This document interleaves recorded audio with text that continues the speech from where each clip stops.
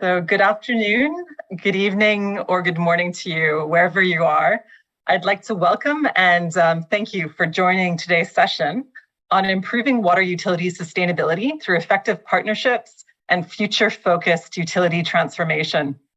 So just to set the scene, the 2030 agenda includes ambitious goals to achieve universal access to water, improved water and sanitation by 2030. Yet in our region, Asia and the Pacific, 500 million people in the region do not have access to at least basic water supply, and 1.14 billion people lack access to basic sanitation. And in the region's cities and towns, it's really the water and sanitation service providers, including utilities, that are on the front lines as they're critical to achieving the SDG 6 targets. But utilities in our region are facing increasingly complex challenges, which make it very difficult for them to fulfill their mandates. First of all, the region's urban areas are growing rapidly, both economically and in terms of population increase, resulting in increased demand for water and sanitation services, with much of the population growth taking place in peri-urban or informal settlement areas, which are typically more challenging to serve. Climate change is driving changes in water availability and water quality, and impacts associated with more frequent and intense extreme weather events and changes in precipitation. Some of our utilities are already dealing with issues around over-obstruction of groundwater resources and saline intrusion. Many utilities also faced increased financial stress as a result of the pandemic, as demand from commercial and industrial users, who are typically good, high-paying customers, demand decreased, and utilities are still trying to get back onto a solid financial footing. Finally, digital technologies, which offer unprecedented opportunities to improve the quality of service and expand access, have very low uptake in our region, and there's significant potential for digital technologies in our region, but our utilities face challenges in adopting those. So in addition to ensuring that utilities can access adequate financing to support critical physical investments needed to improve the quality of services and expand access to water and sanitation in our region, water operators also need to be equipped with the right knowledge, tools, and capacity to effectively address the challenges I've just spoken about. Operators' capacity needs vary considerably from country to country, depending on the context, and they each face their unique challenges. So today we'll be discussing various capacity building approaches that have been used to build capacity of water operators in our region and globally. I'm delighted that we'll have Jose Luis Martin, who will be talking about ADB's long-running Water Operator Partnerships Program, or WOPS for short, which is a peer-to-peer twinning program.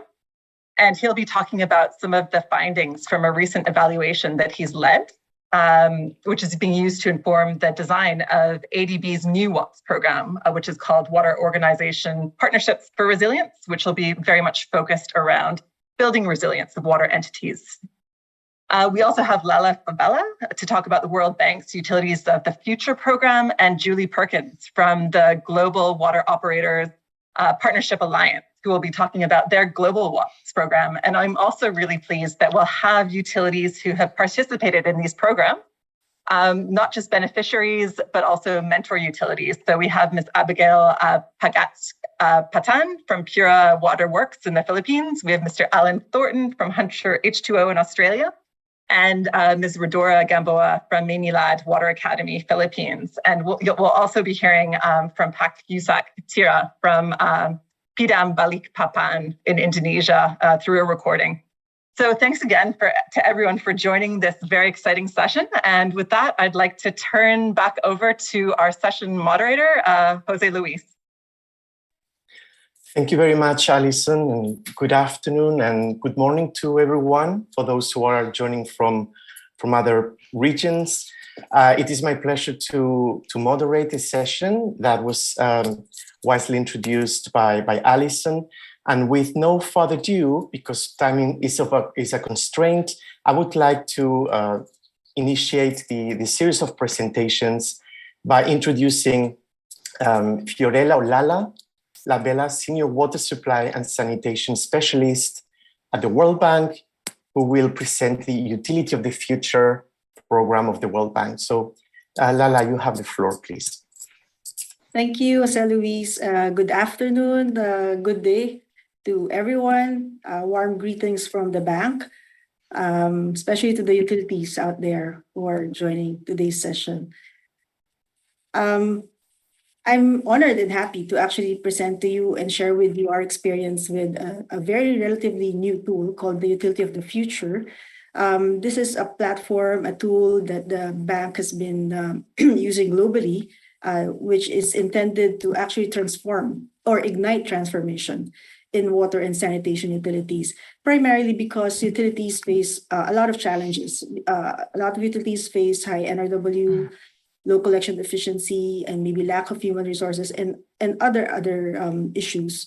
And at the same time, utilities face future challenges related to water security, expanding services, aging infrastructure, and so on. And so this tool will allow utilities to look at these challenges and look at its own capacities to handle these challenges.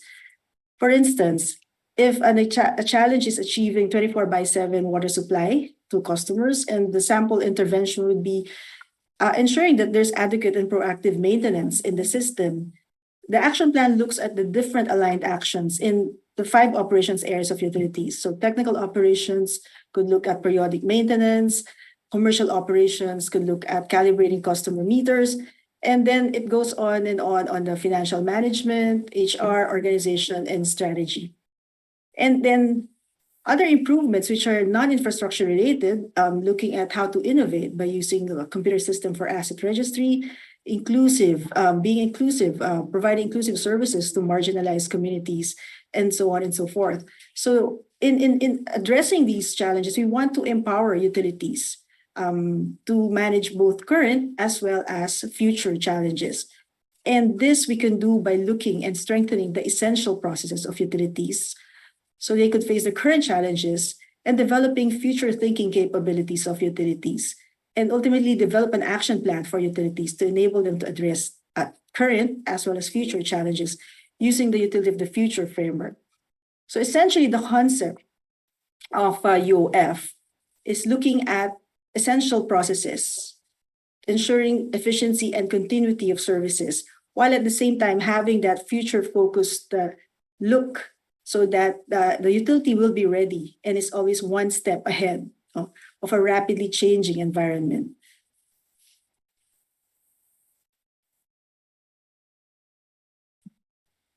And the conceptual framework of the Utility of the Future, and I may direct you to the figure to the left. I'm sorry it's too small, but at the end, at the top of the pyramid, it says service to customers, which is the ultimate goal of any utility. And to do good service to customers, you have to have the commercial and technical operations supported by financial HR organizations, as well as the legal and the enabling environment. But as I said, in a rapidly changing environment, you need more than these 5 essential processes. You need to be able to innovate. Utilities have to make sure they reach the last mile customers, ensuring that they perform as a firm, as if it's a firm in a market orientation, having a market orientation, and having ability to address shocks and stresses in their operations.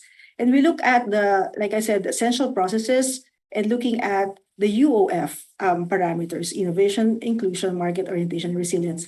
And in addition, the newest UOF model also incorporates complementary analysis on some zoom-in lenses on green management, energy efficiency, and gender balance. So how does the UOF do this? It has a two-dimensional perspective. At the top right, you look at management and operational dimension, which is really the hard operations processes and procedures of the utility. And at the bottom would be change management, which looks at the soft management component, leveraging on staff engagement, teamwork, etc. So using these two-dimensional perspectives, the UOF looks at analyzing the past, the present, the future, and materializing transformation. I'll go down into the details later on. UOF is now practiced or has been done in 65 utilities in 24 countries in the whole world. So let's look at the process. The key steps in the Utility of the Future program is looking at the past, the present, and the future, pausing to think, engaging the team, and envisioning the future. So we look at analyzing the past. How is this done? Essentially, the tool leads to an evaluation of the essential processes of a utility, looking at the commercial, technical operations, and the details of all these through a set of many questions. And these questions and practices are graded according to elementary, if it's very the first level, up to world class. So this is a compilation of global experience of utilities. So there's so many questions which would lead to these kinds of evaluations at the end. And looking at the innovation, inclusion, market resilience, and orientation in each of the essential processes of the utility, commercial, technical, financial, as well as the zoom-in lenses for green management, energy efficiency, and gender balance. And then knowing the current level, the utility will now try to figure out what it wants or its desired level that it wants to achieve. So it looks at, for example, if it's elementary in commercial operations, it wants to go to good. What are the steps that are needed for the utility to accomplish this? So just an example, let's say the area of focus is business strategy.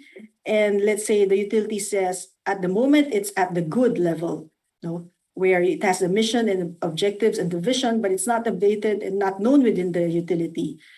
And then it seeks to go to world class, in which case it needs to be able to do this SWOT analysis, best analysis, and the strategic framework is communicated to all staff. Then therefore, there are action items that can be generated out of analyzing the past. Then also the same in the UOF dimensions. Now, at the end of all these analysis, the insights and the learnings, the UOF will come up with a report similar to what you're looking at right now. So the first box, you will see an assessment of a utility with the current levels of service and maturity. So it's based on whether it's providing reliable service, safe, inclusive, responsive, and transparent services. And you will see a cobweb here. And this is the UOF results. Actually, the blue cobweb refers to the maturity level of the utility. So the bigger the web is, the more mature the utility is in terms of each area, like commercial management here, you have technical operations, etc. And so the green one refers to the performance level, and in the same way analyzes the performance of the utility in terms of commercial management. So it's basically a grading system that tells the utility where it is at the moment. And that includes the outer circle of UOF dimensions on innovation. In this case, the utility has 19% activity on innovation, etc., and so on and so forth. And then it also looks at the zoom-in lenses from green management, 40%, etc. And at the same time, it says the desired level, where the utility wants to go to the desired level. So in this case, the blue line, I'm looking at the second box, by the way, the blue line is the current level, and the green line here, the cross-cutting analysis, is the desired level. And then what are the opportunities? At the bottom of the second box, you will see a number of practices that can be improved, say, for commercial management, a number of UOF practices. So you will see that this utility has a potential of working on 142 practices to improve on its commercial management all the way to green management practices. So at the last box, you will see, for instance, a snapshot of the commercial management, again, looking at the current, and in this case, the blue cobweb is the current level for each essential process, and the desired level is, of course, the biggest cobweb. And this is the sort of information that's generated by the UOF tool and gives a great picture of how the utility is performing at the moment. And then challenging the present is the next step, and engaging the team. Now, in this case, using the UOF tool with defined functions, action items already to improve, given that there's a utility team that's working on this, then the actions can be actually done, performed by the utility. So how do you close the gaps from being good in terms of business strategy to being world-class? So how do you move from A to B? And that's how the challenging of the present is done. And in this, you do a gap analysis, impact versus cost and difficulty. And during this period, the team involved in the UOF, having defined improvement actions for each gap, will now prioritize actions for a 100-day action plan. And this 100-day action plan will be the low-lying fruits, essentially. And by doing these actions, you can already generate some results that can lead you towards improvement and going to the desired level. So this includes defining a 100-day action plan with timeline, responsible parties, and the estimated cost. So in other words, the utility of the future, the 100-day action plan, works on the short-term scenario where you have the high impact and lowest cost. And then buoyed by that action item, we look at the future. And imagining the future means preparing essentially a strategic plan for the utility. This is a 5-year strategic plan looking at the different essential processes and putting in strategic objectives for each essential process. And this could be reviewed and updated. And this provides a planning tool essentially for the utility, having looked at the past, challenged the present, and now having a future looking perspective. So how does this work? How is it done? The UOF has evolved now over time. This can be done remotely, in which case we do an assessment of about 1 to 2 weeks, and then a 100-day action plan, the implementation of the 100-day action plan, and then the preparation of the strategic plan, and then the implementation of the 5-year plan. Now, throughout this period, the utility of the future client or partner actually engages with other utilities and learns from the lessons with other utilities that have gone this similar method. So there's peer-to-peer learning, sort of a UOF club, if you might say. So this is for a remote implementation. We also have an ignition week, and this could all be done in very quickly. 1 week of utility assessment, then you do the 100-day action plan, and so on and so forth. Now, like I said, UOF is a fast tool that can be utilized by utilities to look at its past, challenge the present, and look at and plan for the future. It allows for peer-to-peer learning, and this is a self-assessment tool. It's a self-audit tool. So the utility can basically use this every year while it plans its improvements every year. So that's, in short, the utility of the future, which is now, again, being used by 65 utilities in over 24 countries. And the tool can also be actually designed, so that it could be specific for utilities, because not all utilities have the same service level expectations, etc. So that actually ends my presentation, and I do hope you could take a look at Utility of the Future. You can see the www.worldbank.org/UOF to learn more about the program. And I wish everyone a good day, and thank you very much for this opportunity. Thank you, and I turn you over to Jose Luis. Thank you very much, Lala, for a comprehensive presentation of the Utility of the Future framework. This really looks like an extremely constructive and in-depth tool for self-analysis and self-diagnostic, and very much looking forward to probably in the discussion today to see how, as you already said, this tool could be connected to peer-to-peer exchanges between utilities for the implementation tracks of the implementation plan based on the architecture already existing in the Asia region, but also worldwide, that is provided by the Water Operators Partnerships practice. So it would be very interesting to see how these initiatives and models can connect and support each other. So probably we can discuss that later on together with the utilities and UOPA, ADB, of course, and the audience. So it is my turn now to present to you the preliminary findings of the evaluation of the ADB WOPS program, as was mentioned by Alison. So I will share my own screen now.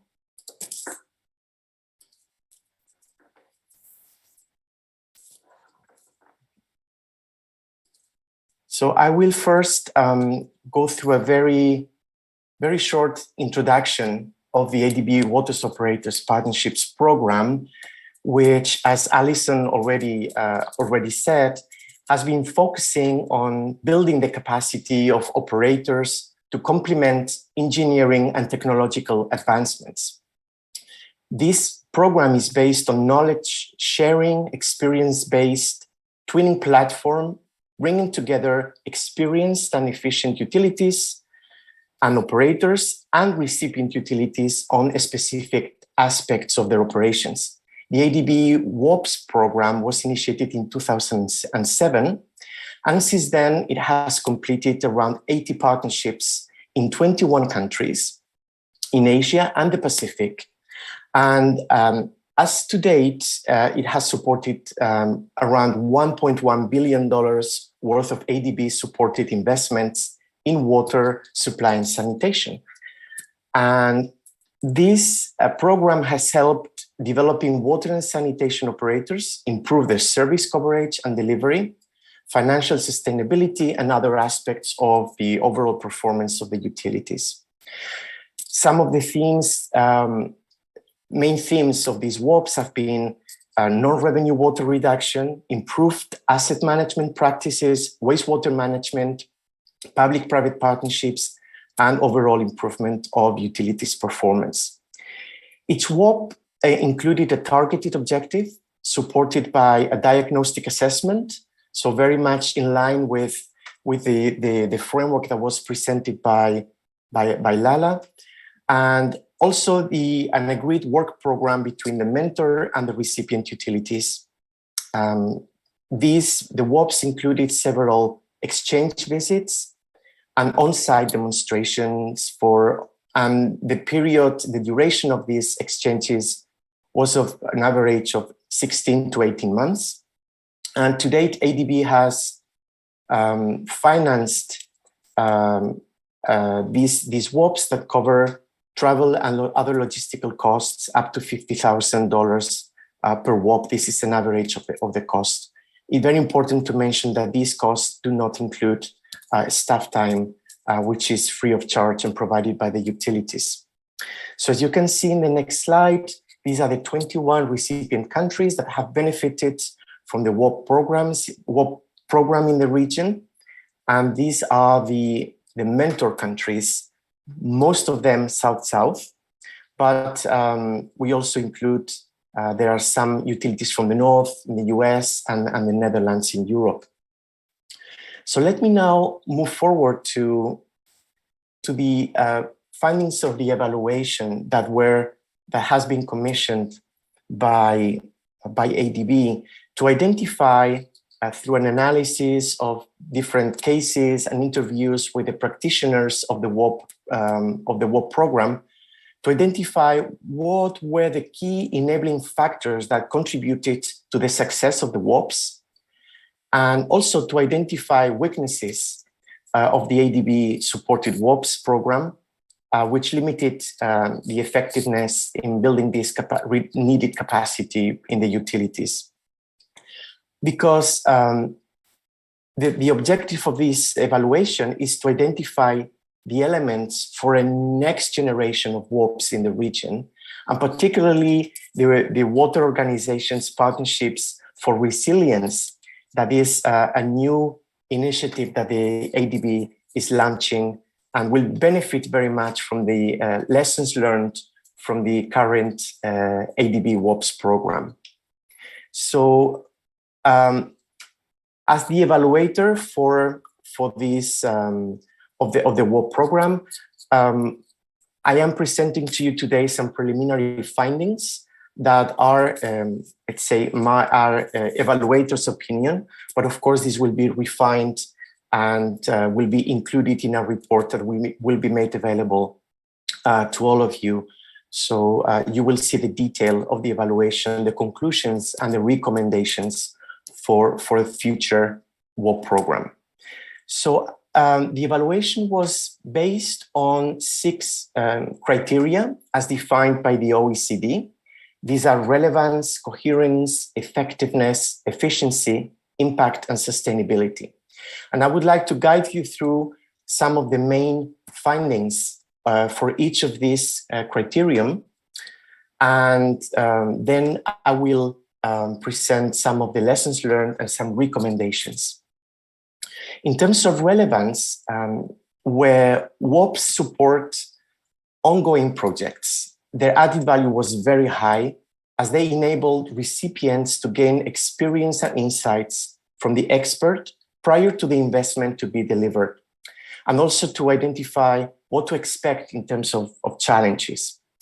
In the absence of investment projects by ADB, WOPs technically targeted improved operations. So in either case, whether there was an ADB investment in place or not, WOPs were relevant to improve operations and maintenance of the utility. WOPs can nevertheless become less relevant when investment programs are delayed. And this is important to ensure that the sustainability of the investments that go in line and within the same time frame as the WOP. WOPs were designed to be flexible and adapt to the needs of their recipient, and were designed to be matched with the expertise of the mentor, so very much demand-driven. And also, in most cases, these WOPs included a diagnostic exchange between the recipient and the mentor. In terms of coherence, we found out that WOPs were fully compatible with ADB interventions and were aligned with the needs of ADB clients. The improved tracks that were proposed by the WOPs were consistent with past and ongoing improvement efforts made by the mentor and the recipient utilities. And the facilitation of the WOPs, a very key and central feature of ADB WOPs, ensured that the alignment with the project objectives and the ADB's interventions. And also, one of the findings was that there was a high coherence of the WOPs with new investments, when the emphasis especially was put on asset management and operation and maintenance. In terms of effectiveness, the evaluation showed that WOPs achieved very good results and high effectiveness when there was a strong ownership and buy-in by the recipient and by the mentor, not only by the staff of the utilities, but also from management, which led to more effective knowledge exchange and skills strengthening. When there was no buy-in or lack of interest in the utilities, both mentor and recipient, WOPs were less effective. So the ADB WOPs are characterized by defining targets that are well designed and not too overly ambitious. They were achievable and realistic and included a real understanding of the utilities constraints and the staff capacity at the time. So something that was very, very interesting to discuss also through the interviews is the value given by utilities to the peer-to-peer modality, which is essential to build the capacity and transfer skills, versus some more traditional methods of capacity development, which consulting services, which have been less effective in the past. So peer-to-peer and south-south exchange seems to be a very extremely effective and model to achieve more results than formal training courses. So in terms of the commercial nature of the consulting, firms provided relevant support, but they are commercially driven using independent consultants. So when there has been, as I said before, more value for mentoring and coaching and the friendship relationships that were built through the water operators partnerships. So in terms of efficiency, the WOPs were implemented in a cost-efficient manner, as only travel and logistical costs are covered. So because these programs are cost-effective, more resources and investments could go into WOPs to do more and achieve more results. In terms of duration, the average duration of WOPs are between 16 and 18 months. But in some particular cases, this duration may not be sufficient. And there were some indications from partners that also the number of exchanges, between 3-4 exchanges, may be too few, because the 2 first exchanges are typically not very productive, as they are aimed at building the familiarity and the trust with the WOP and the partners. So there are some indications, especially coming from the Pacific, and a request for longer term programs, like 3 years plus programs, are desirable, especially, as I said, in the Pacific. So one of the key for efficiency is to have a careful selection of the partner utilities and the staff who participate in the WOP, because commitment is related to efficiency. In some cases, mentors saw a commercial potential through the WOPs, which led to an actual engagement by the recipient in specific fields, which expanded the duration of the partnerships. So in some cases, it's very important to note that some WOPs moved from a voluntary unpaid arrangement to a paid arrangement. And this is something that, of course, we can discuss later on, as whether this could be an alternative model or opportunity for the next generation of WOPs. In terms of, I'm checking my time now. Okay. In terms of impact, WOPs brought added value to the portfolio of investments through outcomes for the clients, improved operations, technical and financial sustainability. And these are all real development outcomes that came out of the WOPs. Although some WOPs had ripple effects on the utility, generating new activities or new insights on the needs of the utility, WOPs were not so successful in generating new projects to add to the investments portfolio of ADB. WOPs that come prior to the investment, carrying the diagnostic for pre-investment capacity, tend to be more likely to generate impact. So it is very important to count on tools and methodologies that support the WOP implementation, monitoring and evaluation to be able to measure impact. So again, short-term versus long-term phased WOPs, it becomes clear that capacity supplementation requires long-term interventions and long-term programs. So there is a trend to go for longer-term, more impactful WOPs.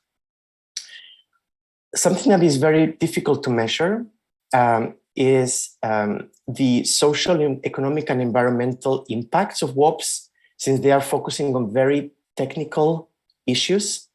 But as a general conclusion or finding, we can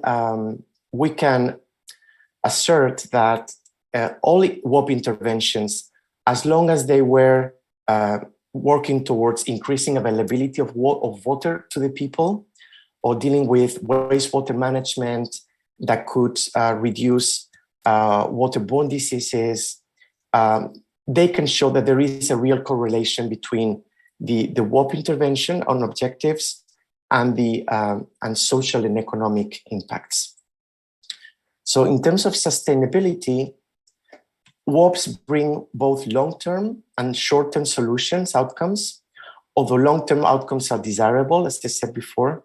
So some utilities need immediate support to keep services running, but WOPs should really look onto sustainability. So we should shift from the firefighting mode and set up systems that can carry on and enhance over time and lay the foundations for long-term performance. There are, of course, risks that are attached to WOPs. Some of them are, and especially that limit the potential for improvement of the utilities and the capacity of the utilities. And this is very much related to the phenomenon of brain drain that the region is suffering and an overall decline of the skill base in the region, with shortage of technicians, operators, and vocational workers.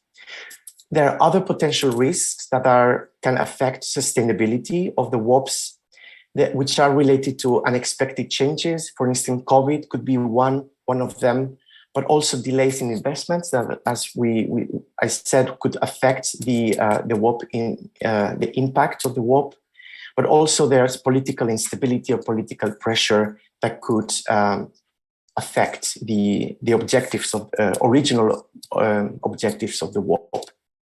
I will start concluding my presentation, but I would like to mention that this evaluation included an additional criterion, which is replicability.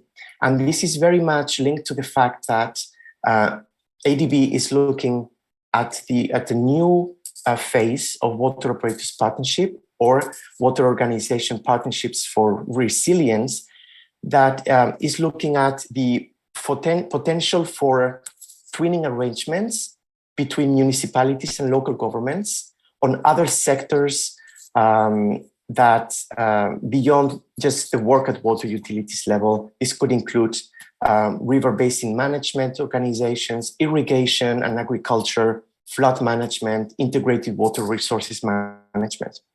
So we looked at the opportunities for replication of the existing WOP model. And one of the key findings from the evaluation is that peer-to-peer exchange is a good approach when stakeholders may have different interests at stake, which could be the case in a different setting where, or for instance, river basin organizations may have different administrative limits with a diversity of stakeholders with different expectations and probably conflict of interests for instance, access to water resources. So this will add complexity to the new model. So it's very important to keep the WOP or the WOP 4R as a flexible model that can adapt to the complexity, that can provide solutions to the complexity, and that can be adapted. Starting with tangible activities, and then build the trust with these new partners like local governments, municipalities, and river basin organizations.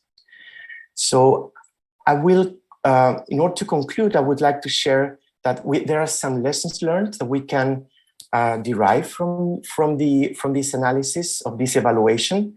I will not go into detail because I'm aware of the time, but in terms of recommendations, let me just share with you that there is a huge field for improvement of ADB WOPs that has to do with knowledge management.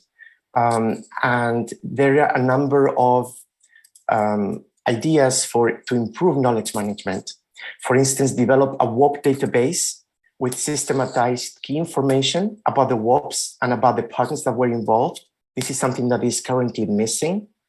And there could be develop or adapt tools and methodologies to support the implementation of the WOP cycle.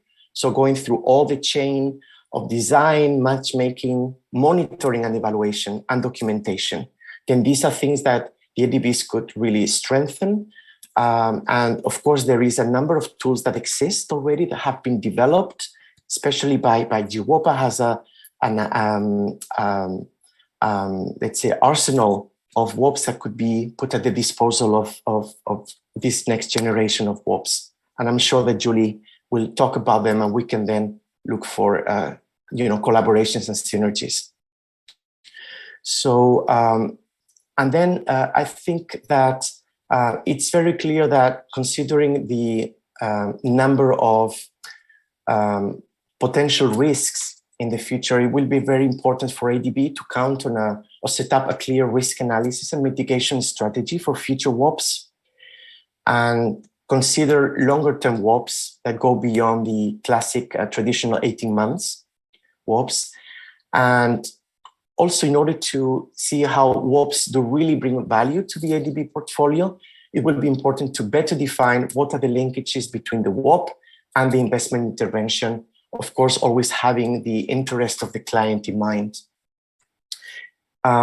It will be also interesting to consider more WOPs on financial sustainability and to consider WOPs as a tool for pre-investment capacity, to define further investments in infrastructure or development. And of course, how WOPs can be linked to the development of sustainable improvement plans or business plans for the recipient utility. So more efforts should be made to measure the impact of WOPs on social, economic, and environmental aspects, and also to see how WOPs are really providing inputs into or contributing to the achievement of the Sustainable Development Goals, which I think is something that is still missing, how really WOPs are contributing to these bigger agendas. And of course, not only the SDGs, but also the New Urban Agenda, and of course the climate change agenda. So as a main recommendation, as I said before, for the WOP4R model, the Water Organizations Partnership for Resilience model, keep it flexible and start with something tangible and practical and build trust within the partners in the region. And finally, I would like, as an overall recommendation, to invite ADB to explore opportunity, not only ADB, but all partners that are around this virtual table today, to explore opportunities for collaborations and synergies, because these programs, these initiatives are all aimed at developing capacity and improving performance of utilities. And I think by joining experiences and lessons learned and tools in some cases, I think everyone could benefit from each other. So that's the end of my presentation. I think it was a bit too long, so I apologize for that. And I would like to now invite Julie Perkins. It's my pleasure to give you the floor. Julie Perkins is the officer in charge of the Global Water Operators Partnerships Alliance of UN Habitat.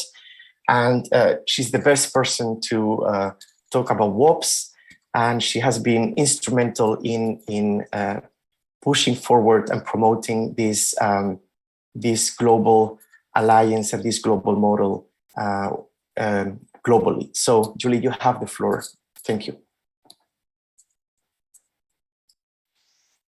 Thanks so much, Jose Luis. I found that extremely interesting and insightful. Thank you for that great presentation. And thank you so much to Alison at the ADB and to Lala from World Bank for that. Also the great presentation on the Future Utilities Program, which I think is super critical and comprehensive and addresses a lot of things that are very important for us these days. I'm going to give a sort of a global overview of WOPs and GWOPA. Could you turn to the next slide, please? I'm having some Zoom issues, so I need to do the old school request the technician to turn the pages for me. So many of you, I think, have been involved in water operators partnerships, and we're going to hear from utilities after about their experience with them. But to give a broad global overview of these partnerships to begin. So these are not-for-profit partnerships that happen between two or more water or sanitation operators. And they're carried out in the objective of strengthening their capacity to sustainably provide quality services to all. I've highlighted the more instrumental terms in the definition because these are very important to what making WOPs work the way they do. These are not-for-profit partnerships. That's core to the definition of them, in that they take place on a not-for-profit, often also a not-for-loss basis, but they're not money-making initiatives. They're carried out between peers. So these are water and or sanitation utilities that do similar kinds of work, that have similar kinds of experiences and expertise to offer one another and work with one another to make improvements. And the focus is really very much on capacity building for performance. We often say that WOPs are really not about doing for, but doing with. And this is really critical to understanding what makes them useful, is that it's not somebody just coming in and making sure that the work is done, but making sure that the utility that is there has the sort of skills and processes in place to allow improvement sustainably over the long term towards the Sustainable Development Goals and more inclusive access for all. Next slide, please. So GWAPA was born in 2006 from an advisory board of the Secretary General, then Kofi Annan, who looked around for what are the things that are going to allow us to get on track to meet, at the time, the Millennium Development Goals, which we were all struggling to meet, and met, by the way. So what can help us pick up the pace here? And they observed that these partnerships were out there, they were existing, they were effective, and that there was a massive potential to use this existing capacity, goodwill, for utilities to help one another more often and more effectively. So they asked UN Habitat if they would manage or lead the scale up, a movement, a global alliance to scale this up. So in 2009, UN Habitat led the foundation of the GWAPA Alliance, which was comprised of, above all, public water and sanitation operators from all continents, development partners, labor unions, civil society organizations, and as well private operators. It was founded very much with a number of principles in mind about what WOPs are, how they function, but one really important one that I would like to highlight is that GWAPA is not a program, a project. It's very much based on building this movement momentum that learns from the past and makes use of and celebrates and supports the efforts of all. So in that way, we're not exclusive to any other WOP initiative. We embrace and support those as we go. Next slide, please. You're not meant to be able to read all the detail here, but I just want to, suggest that originally the WOP idea was a tool was an approach to support the achievement of the Millennium Development Goals at the time, which were also very focused on water initially. And over time, there have been many other global mandates, frameworks that have helped to reinforce the importance and the need for WOPs, from the Human Right to Water and Sanitation Declaration in 2010 to the Sustainable Development Goals, the New Urban Agenda, as well as the Paris Climate Agreement in 2015, which where water was less explicitly mentioned, but where utilities have an extremely important role in reducing emissions, but also in adapting to climate change. Most recently, the UN Secretary General has issued something called our Common Future, which calls once again for solidarity-based multilateral approaches to strengthening trust and confidence in public service providers. So it falls very much in this frame. Next one, please. So since WOPs were launched, many have happened. These lines don't represent every single one, but it's just to give an idea of where they're happening. GWAPA maintains a global database where we try to include all WOPs in the world, and there are currently 430 of them on record. Approximately half of them are happening in the called the Global South, between between utilities in similar regions. And a lot of them are happening in Asia and the Pacific, as you can see from here and as we've heard. Next slide, please. It's useful to understand a little bit about how WAPs are making an impact, and there have been various ways that this has been looked at in the past. So I won't go into the details of the impacts, but just ways that they've been sort of understood. And I appreciate very much the results of the evaluation that was just done on ADB, which I think really adds very much to the sort of growing body of knowledge about how these partnerships work. But the idea, one important idea is that, you know, this is not just a trainings or, you know, just a series of one-off knowledge events, but that individual capacity that happens through training, on-the-job training, through working together, comes together as into practice, as it allows capacity to be enhanced and then actually applied and put into place into practices and procedures that get repeated and that get scaled up throughout the utility until performance is actually improved. There are changes in leadership or in management practices and access to finance, and this kind of improvement over time is what can help contribute to the SDG targets over the longer term. The financial leverage of WAPs is also an important way of looking at them. ADB has been very, advanced in this. They've really clearly from the beginning understood how these partnerships could be helpful in preparing utilities for leverage for investment. The 1.1 billion in investment is really, I'd never seen that figure, which is really very impressive. But they can also work the other way in the sense that often they can follow an investment in other regions. Development banks are using them to support investments once they have already happened. So there are different ways that WAPs can link to investments that are coming, and we've looked into how these linkages happen. And then there's also this ripple effect, and maybe my diagram is supposed to be animated, so it's more clear when that happens. But basically, many of the utilities that are initially supported through water operators partnerships, mentored over time, become strong enough that they're supporting others, supporting their peers, and so there is this effect where a mentee becomes a mentor, and then it extends their knowledge, and this multiplies. It's another powerful way that these partnerships work. Next slide, please.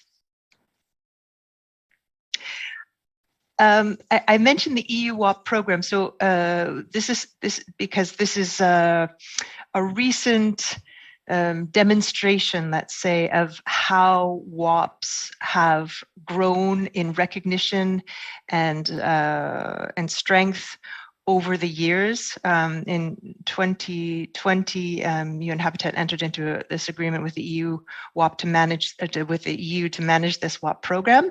It's the biggest global program of WAPs that has happened. And we were able to weave into the design of this program many of the most important elements of WAPs. The things that we have learned over time are important for making them effective and lasting. They are longer in duration. They are associated with investments as much as possible. We've tried to emphasize certain themes that we felt were very important. And the call for proposals for this program received 140 applications, which was really outstanding relative to the demand 10 years before. So the practice has grown very much in recognition by the donors, but also by the utilities themselves that are practicing them. Next slide, please.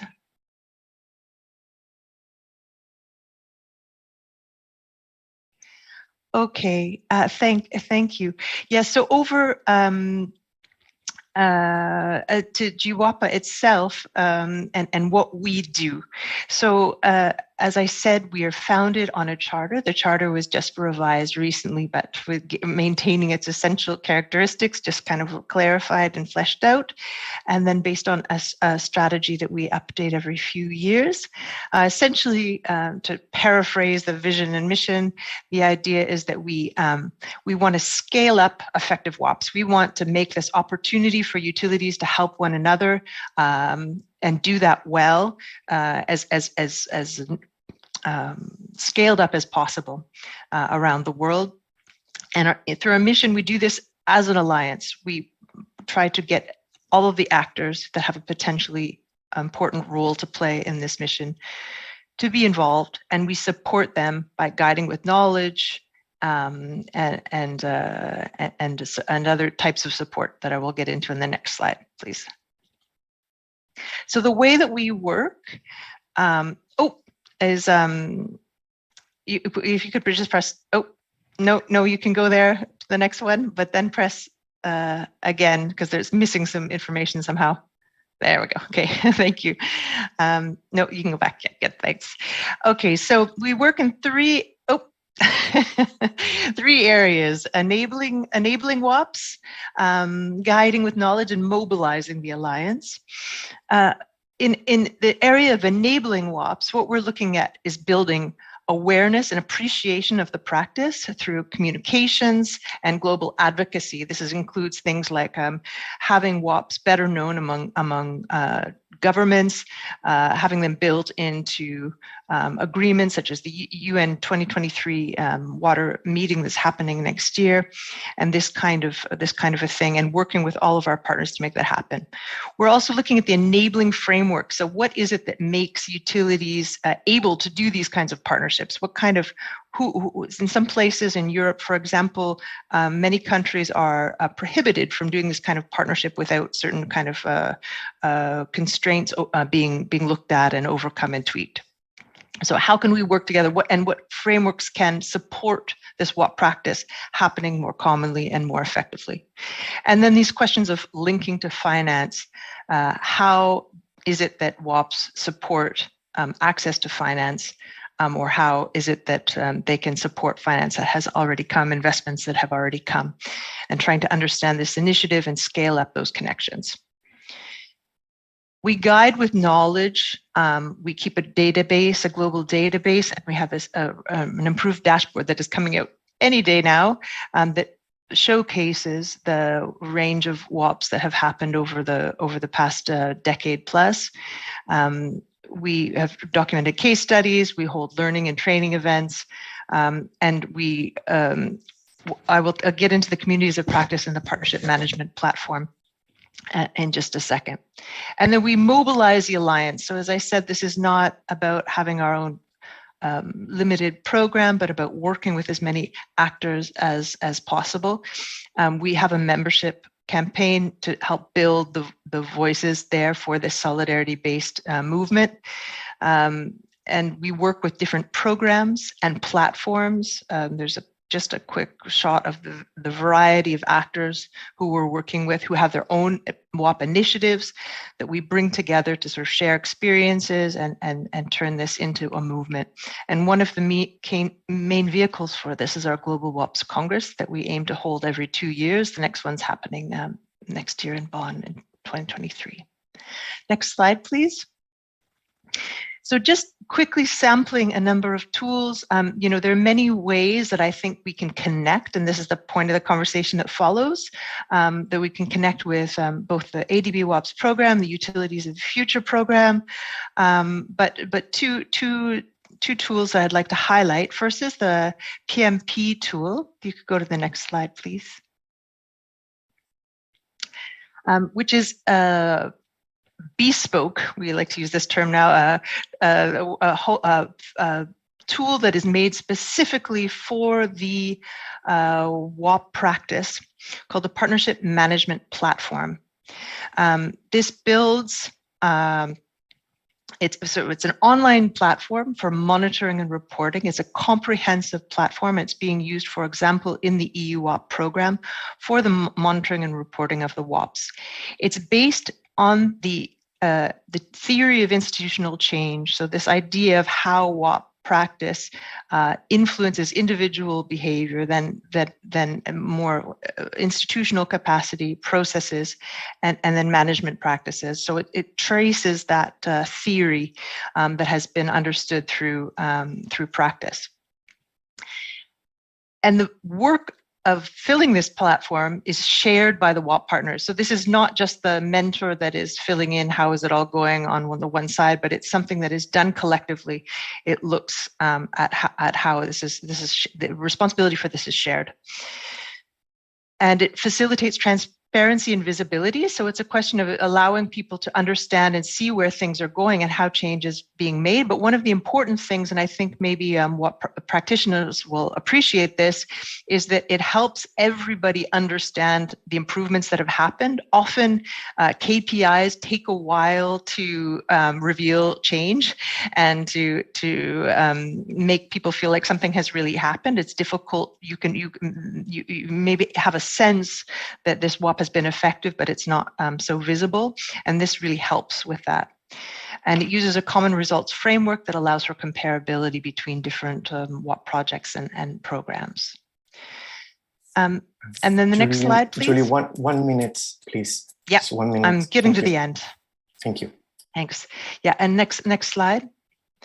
And then another tool that is growing greatly this year is the Global WAPS community. So this is an online space that unites all WAP practitioners, platforms, and programs. Anyone can join it. And it's a space for knowledge exchange and learning, networking, matchmaking. Through these community of practices, we're developing new knowledge and tools and solutions. There's training sessions that are going on, but we're also hearing from you about how your WAPs are going and turning this into new knowledge and tools that can be shared and more widely. And we'll go to the next slide. And there are many ways that we can potentially strengthen our connections in Asia and with the Utilities for the Future program. I will skip this and we'll leave it for the discussion. And I just like to, next slide, please. Yeah. Thank you. And just finally, before leaving you, I just want to invite everyone to consider a few ways to connect with us. One is that we're actually doing a special issue on WAPs, so knowledge about WAPs in the WashDev, IWA WashDev journal. And we're calling for papers right now. So those of you, we're doing this through practitioners and academics together. So those who are interested in either academics or practitioners are welcome to connect with us on that. We invite you to join the community if you're interested in that, and join our Congress next May 2023 in Bonn. Next. That's it. Thank you.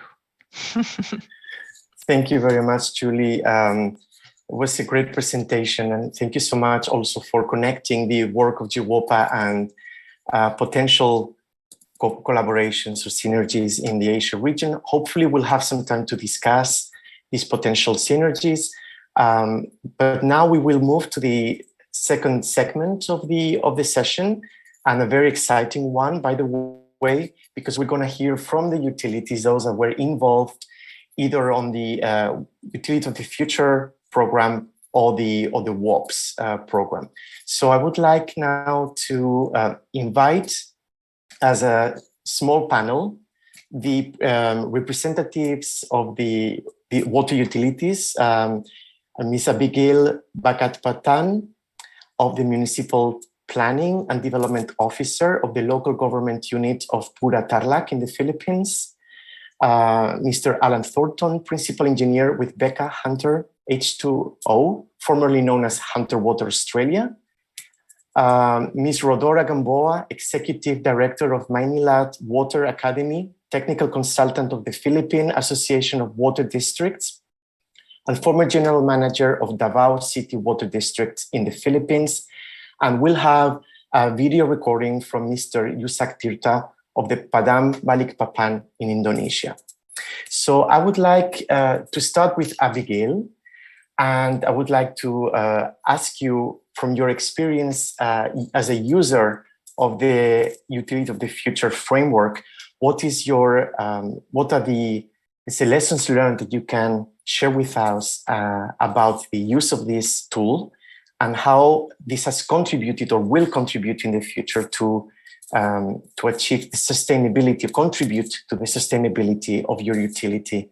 So Abigail, you have the floor for a short intervention and sharing your experience with us. Thank you.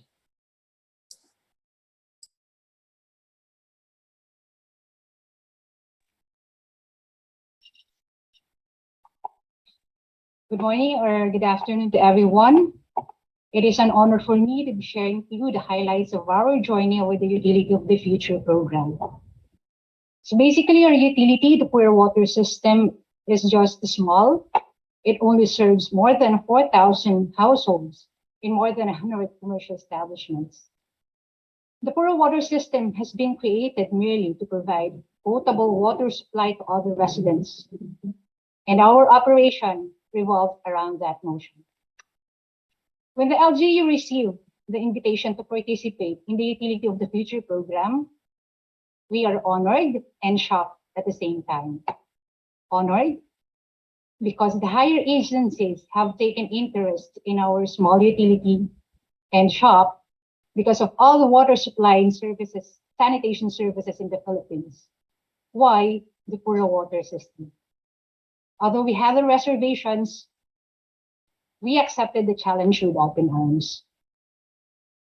When we got into the Utility of the Future and have the run-through on the diagnostic tool, we are not surprised by the result of the evaluation because majority of the processes were still on the basic and elementary level.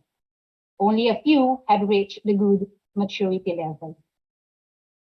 It is given. Why? Because ours is just a very small utility and it is purely operated by a fourth class local government unit with very scarce resource.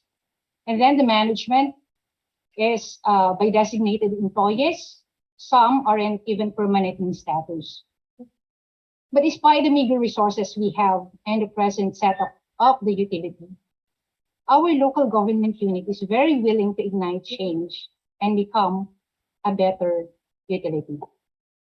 The Utility of the Future by far is the best program we have engaged in because one, we got to work as a team. We had to work closely with each other to make things done efficiently. We strongly fostered participation and collaboration, and we have raised the spirit of camaraderie. Putting the 100-day plan into action means everyone in the team has to move to complete the tasks. Hence, all of us in the team became accountable.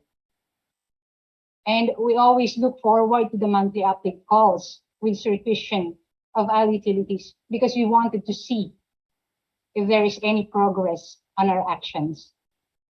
Two, we had established connections with our fellow utilities, and that provides us with opportunities for benchmarking good practices and peer-to-peer learnings. In our operation today, if there are problems, troubleshooting became handy because we have friends from other utilities and we have our mentors from the World Bank and the Department of the Interior local government who are always behind us. They are just a phone call away and they are very willing to assist. And finally, we perfectly knew that the Pure Water System isn't the best LG-run water utility, and that's it. Before, we can even gauge our performance level.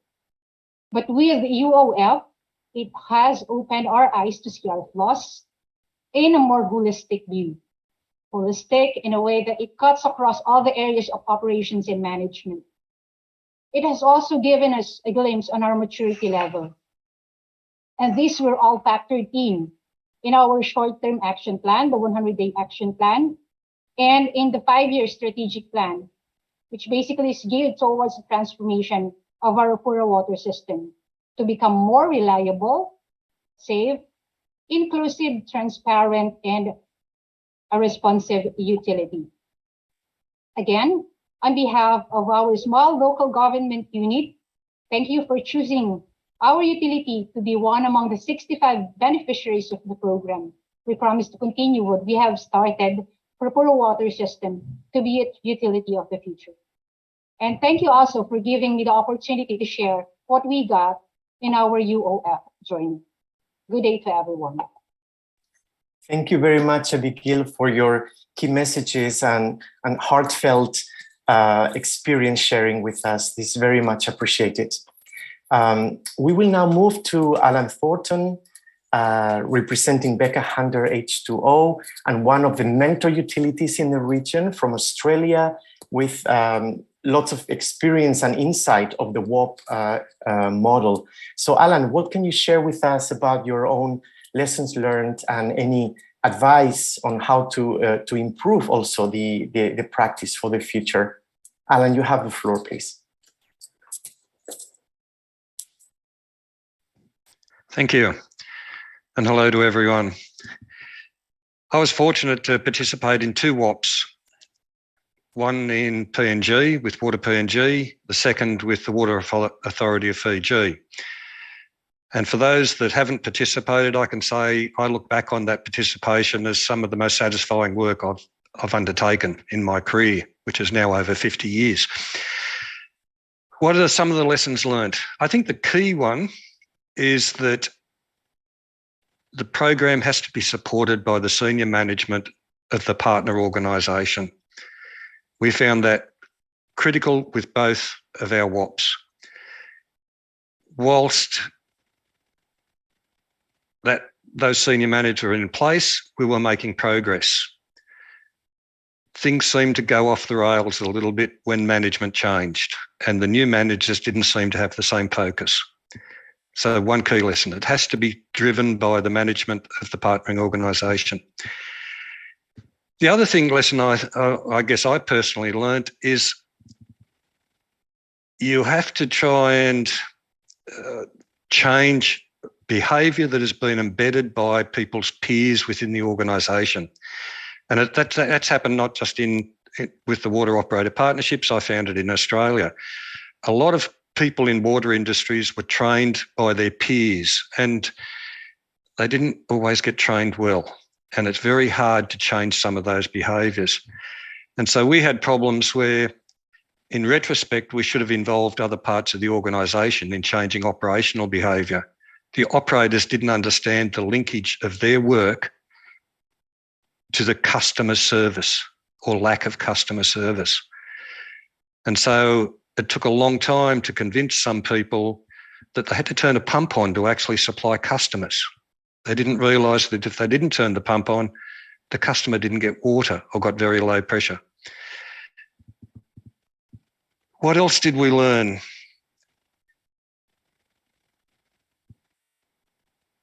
Trying to think, it's hard. I think I've given you the biggest ones. The other lesson I think learnt, and it's been touched on by some of the other speakers, it would have been good to have had a longer period of involvement.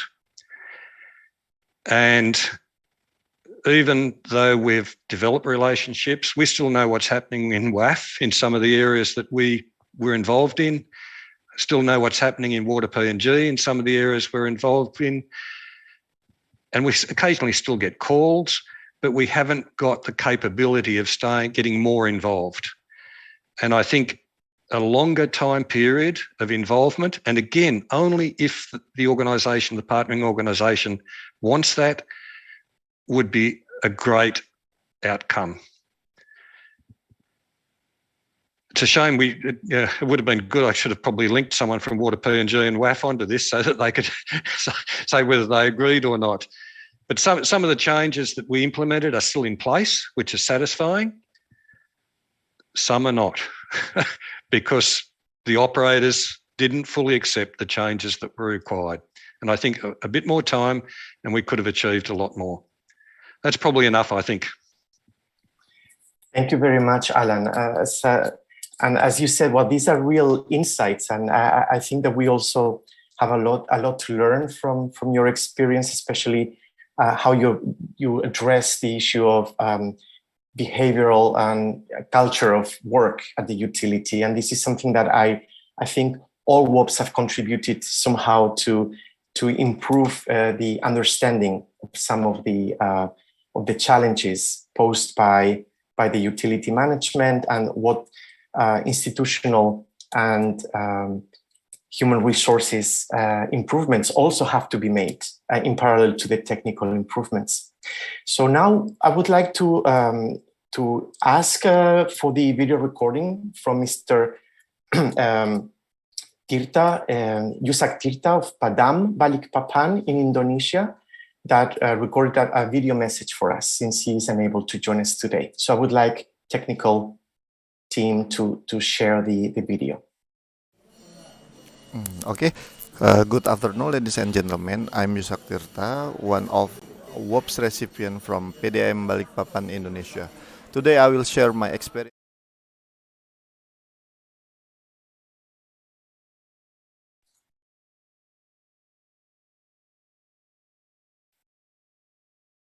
I think, Oliver, is everything in place to share the video?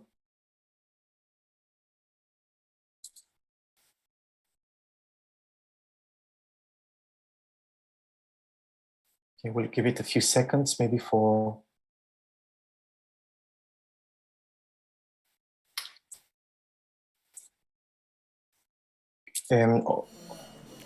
Okay. Good afternoon, ladies and gentlemen. I'm Yusak Tirta, one of WOPS recipient from PDAM Balikpapan, Indonesia. Today I will share my experience about WOPS.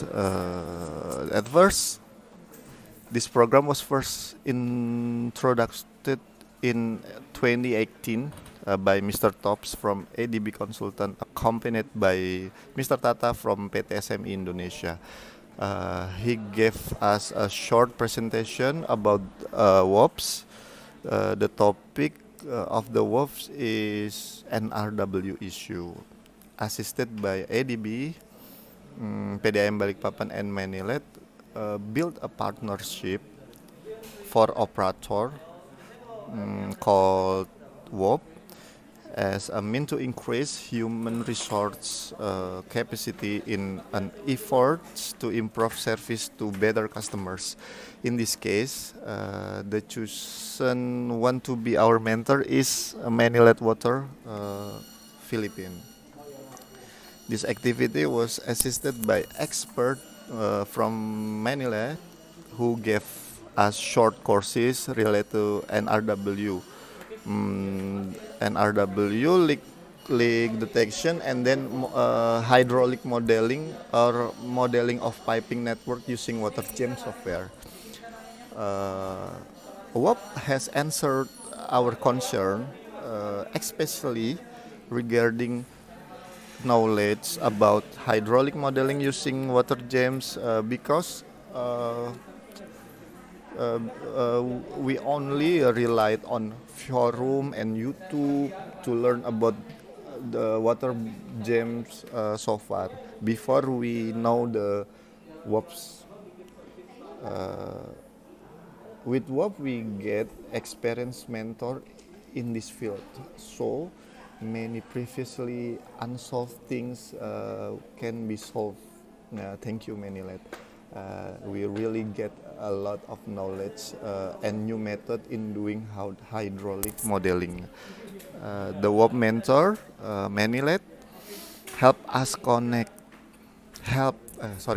help connect us with the water gems vendor. I forget the name of vendors.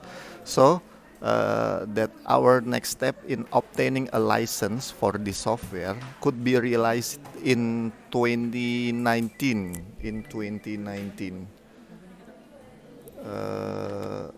Then the WOP mentor also gave us a new method to search for physical leaks that we didn't know about before. And then making network modeling using water gem is also the WOP activities carried out in Philippines. We were provided with an understanding of pipeline network modeling using water gems Previously, we use EPANET software for modeling, but now we using water gems modeling becomes easier with the feature in water gems. In the process, we learn many new things from web program, from the method of finding leaks in the field using a ground microphone to locate the leak, understanding of the water balance relate to physical and non-physical water losses or commercial losses. And then in my opinion, in our opinion, the implementation of the WOPs it's quite efficient in terms of scheduling, selecting mentors, methods, and all the facilities provided. And we are very grateful to the Manila team because even that the WOPs has ended, they are still always supportive when we encounter technical problems regarding hydraulic modeling and other things. Obviously, there will be a greater potential if the available resources are higher, not only to do one or two issue, but many issues that can be helped to solve them. And the last, in the future, if there is another WOP activity, it may focus more on the calculation and understanding the water balance. This is because we need to further explore this water balance as basic understanding to know and manage an RW in our PDRMs better. Thank you for this opportunity. Thank you ADB and thank you World Bank. Bye. Thank you very much to Yusak Tirta for taking the time to record this video for us. And it is very exciting because we have the chance to have both a representative of the recipient side of the WOP, of Pedam Balikpapan, but also a representative here with us today of the mentor side of this WOP, which was Maynilad Water Academy of the Philippines. And we have Rodora Gamboa, the Executive Director, to share with us also your experience as a mentor of Pedam Balikpapan, to also elaborate on the findings and messages from Mr. Tirta. So Rodora, you have the virtual floor for share with us your experience. Thank you very much for joining me. Thank you, EDB, for inviting us in this Asia Water Forum. To give you the journey of our WOPs with Pedam Kota Balikpapan and our lessons learned. So we start with our duration of the WOPs is from July 2018 to October 2019. So when we went there for a diagnostic visit, we realized that Pedam Balikpapan is a bigger utility in the area. So they have actually more or less 100,000 service connections. So it's quite big already. And they assist the Pedams in the vicinity of the Balikpapan. So they are already categorized as a healthy water company. So when we went there, I said, what do you need us for? You are already healthy. So they said, we wanted to improve our NRW. So what on the NRW? Because we cannot just do WOPs on NRW. We wanted it to be more focused on one area. So they said, we wanted to know hydraulic modeling calibration and also to increase our hit rate in leak detection. So that's very focused. So after a series of consultations, emails, they went to Maynilad. We went there. And during their time that they went to Maynilad, they have a hands-on experience on our modeling and leakage detection. So we really hand-holded them. Then we did our close out in October 2019. So as Yusak mentioned, they gained knowledge in hydraulic modeling using the water gems and knowledge on pinpointing the leaks and thereby reducing their non-revenue water. But I think what Yusak did not mention that they mentioned to us during our close out is that there's increase in confidence of the users in using hydraulic modeling and also the system as a whole. And one of the evidences of that confidence is that on the last 2 days, the President Director Pahaidir requested us to come up with a training program for the utilities within the area. So we did a training for them, for 12 participants and 9 utilities, and 2 of the speakers were already coming from Pidang Balikpapan, and they taught them hydraulic modeling, tips on using the modeling. So they were really oozing with confidence when they were talking to the other Pidangs. So that gave us, satisfying for the mentors that the recipients gained from us. So what support we give to them? It's time, resources, also the expertise. So during this WOPs, we learned that one, not all recipients are considered unhealthy or small. Some are big, but everybody needs something. Every utility needs something. Second is, among the success factors, I think, of WOPs are one, top management buy-in and support, interest and diligence of users, and when necessary, complementing investment. So when they did the hydraulic modeling, if they don't buy the system, then it's useless, but they did, and they're glad. Then third is that relationship of the WOPs extends beyond the close-out date. And until now, we're still communicating with each other. So it's like a family, but we're talking to each other. Then the fourth one is technology plays a big role in the utility sustainability. But technology is as good as the user. That's why capacity building is an integral part of the utility sustainability. So I think generally that's what we've learned from these WOPs with Balikpapan. Thank you very much. Back to you, Jose Luis.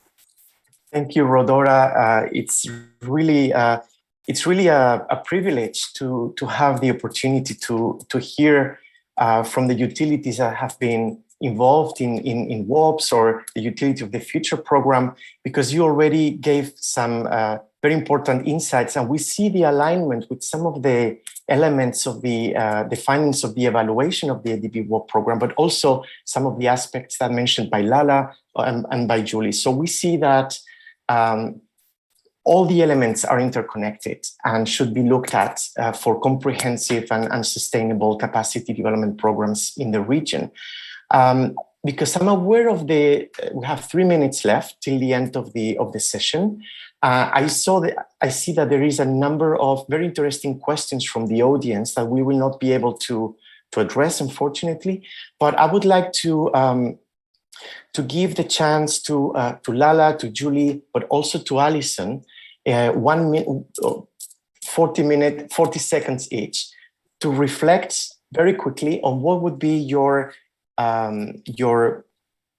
wish for better coordination among these institutions, these organizations, in support of the WOP practice and capacity development in the region overall. And what would you see would be like the key element or angle to look into more to improve WOPs and capacity development models in the region? Just like one key element to look into the future and put us all together on the same page for future collaboration. So I would like to ask Lala first. Thank you, Jose Luis.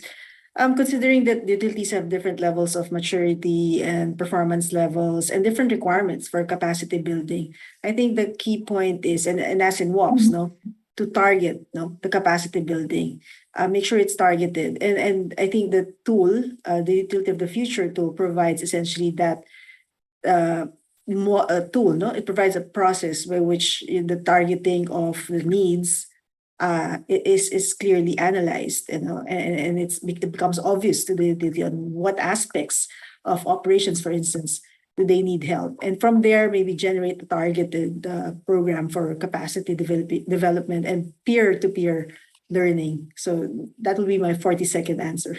Thank you. Thank you very much, Lala. Julie, please. Yeah, thanks, Jose Luis. I saw, the potential is really significant, so I'd love to have more follow-up conversations after. But I think there's, first of all, a lot to be shared in both directions on knowledge about WOPs and experience. I mean, there's so much to be learned from both the Utilities for the Future program and ADB's experience with WOPs that could inform the wider global WOP network. We've already worked together in the past to document case studies and things like that, but there's really quite a lot more, and vice versa. I think we have tools that can be useful in that. I'm also excited going forward about seeing the widening of scope of the WOP practice, because in the end, it's this very flexible framework that can encompass knowledge around and skill building around the most relevant and pertinent topics, which we know are very future oriented right now. Climate is, in particular, is very significant. So looking forward to talking with you more about how that can happen. And thank you so much for the opportunity. Thank you, Julian. So final comments from Alison, please. Thanks, Jose Luis. And yeah, I'd love to continue this conversation after the session on how we can collaborate and learn from each other. But I think the two takeaways for me was, having that framework for assessment, to really use that in a very focused way to target the priority issues for utilities to tackle. And I think that's something that Utility of the Future does quite well. And then I think from GWAPA, the takeaway was, around the platforms that have been developed around having a good database. I think having the community of practice is a great idea as well, because you're not just, exchanging knowledge between recipient and mentor, but suddenly there's a wider world of utilities that you can communicate and learn from. So definitely a lot of food for thought, and really interesting session. And look forward to discussing and collaborating more. Thank you. Thank you, Alison. So it seems that collaboration and partnerships are the key words that should guide the work of all of our work in the future. So now I would like to end my task here as a moderator to thank all of you. It's been really a pleasure and it's a very fascinating topic. So I would like to thank all of you for your inputs, to apologize to the audience that kindly ask questions and comments that we are unable to address. And then I would like now to ask Lala, again, on behalf of the World Bank, to make the closing remarks of this very, very interesting side event. Thank you so much. Lala, you have the final word. Thank you. Thank you, Jose Luis. And again, thank you to ADB also for inviting the World Bank to this forum. It's very, very interesting discussion. And I look forward to more discussions on the partnerships. As utilities partner, agencies like us, development agencies like us should also partner together, right? So we look forward to more utilities going to that level of transformation, igniting the transformation within their utilities. And we will be happy and will be around to assist in that process. And again, thank you all for your time. Thank you for the invitation and have a good day, everyone. Thank you.